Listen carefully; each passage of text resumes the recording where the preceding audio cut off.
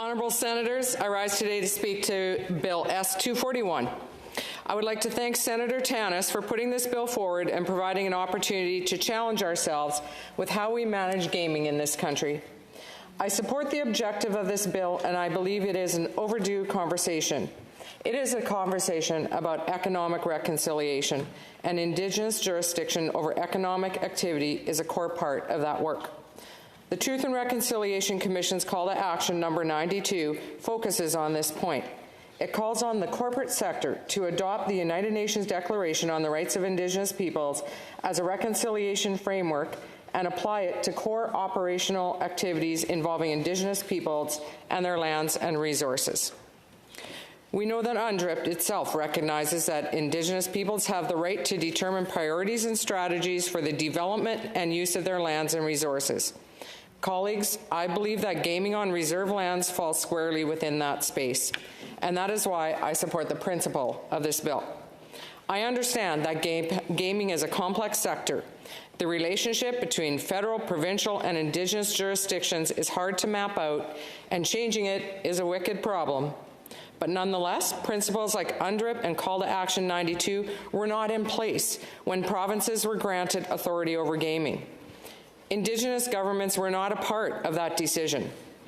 S-241 provides an opportunity to revisit a system that was constructed without Indigenous participation and reconcile with our past mistakes. I think it is incumbent upon us to do that work, no matter how complex or difficult it might be. In Saskatchewan, my provincial leaders regularly speak about economic reconciliation in general terms. They even declared it a governmental priority last May. I welcome that sentiment, but it is important to understand just how far our country has to go. In British Columbia, for example, it is my understanding that First Nations share 7% of the BC Lottery Corporation's net income, just 7%. Saskatchewan's model, while seemingly more favorable toward First Nations as revenue generators in comparison, also illustrates the imbalance in our systems. In Saskatchewan, the Saskatchewan Indian Gaming Authority operates Indigenous gaming and distributes the profits from their facilities based on the Gaming Framework Agreement. As I understand it, under the current framework, after an off-the-top allocation towards the First Nations Addictions Rehabilitation Foundation, half of the remaining gaming profits are distributed across all First Nations in the province, largely on a per capita basis. 25% is returned to host communities through community development corporations based on performance. The remaining 25% flows directly to provincial general revenue. I believe Métis communities receive some funding from the provincial allocation. Provincial governments remain significant beneficiaries of gaming revenues, even as Indigenous communities provide the land and a heavy share of the capital, labor, and long-term investment that make those revenues possible. Living in Saskatoon, I come to this debate informed by conversations with Indigenous leaders across the province, including Chief Darcy Bear and his council of Whitecap Dakota Nation. Whitecap's experience shows what Indigenous-led investment can look like. Over time, they turned their casino into a broader tourist destination. Imagine making deep capital destination investments in a golf course, a hotel with an expansion in the near future, a casino with a recent expansion, and even a Nordic spa in the works. But even as they build out these investments, they remain junior partners in a system that depends on their success. It is also worth noting that our current model is not the only possible path forward. There are existing approaches that place Indigenous governments in a stronger position when it comes to gaming. In the United States, for example, tribal state compacts are authorized through federal legislation and are built on the premise that tribal governments remain the primary beneficiary of gaming revenues. That approach has been reinforced in both legislation and through court decisions dating back to 1987 in California that emphasize Indigenous self-government and economic development as legitimate interests that outweigh state control in the gaming context. My understanding is that these arrangements generally require that the majority of net gaming revenue remain with the host Indigenous community. From that starting point, states may still participate in revenue sharing, The key difference is that negotiations begin from Indigenous jurisdiction rather than state control. I hope committee deliberations will consider what can be learned from those approaches without suggesting that any one model be adopted wholesale. At the same time, opportunity must be considered along potential risks. That is why committee study will be important.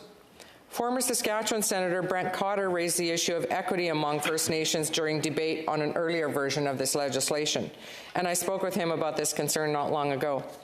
Senator Cotter supported greater Indigenous participation in gaming governance, but he cautioned that communities located near major population centres or tourism hubs are far better positioned to benefit from gaming than smaller or remote communities.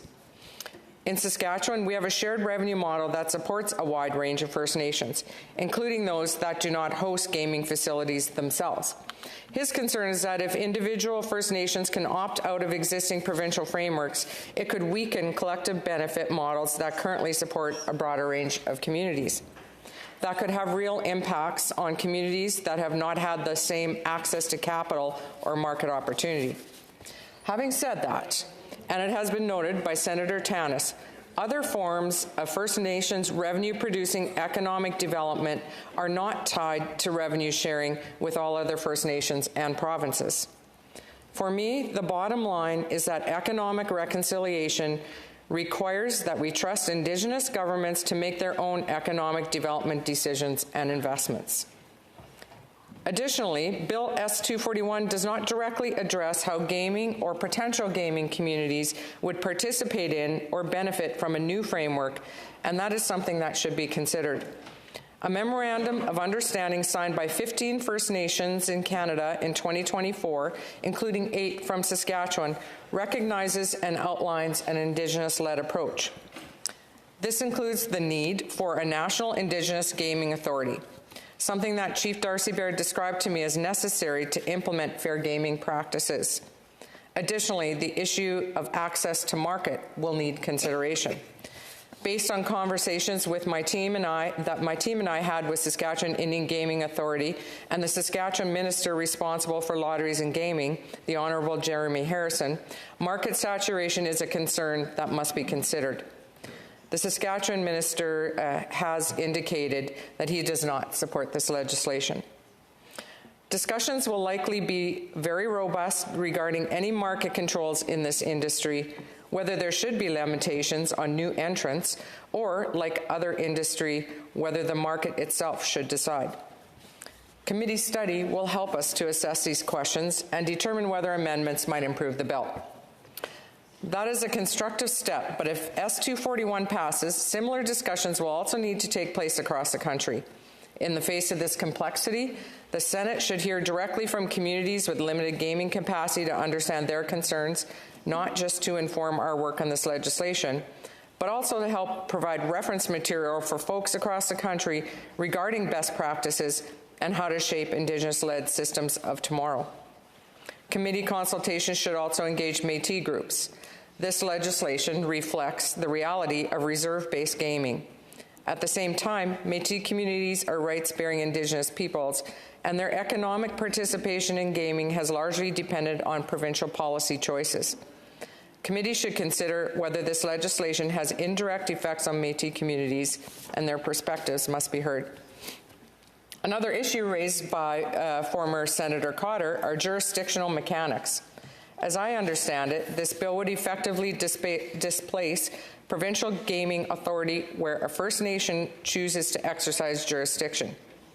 I would hope that committee examine carefully both the benefits and potential drawbacks of that arrangement by including the voices of provinces and what impact these potential changes would have on them, as well as territories.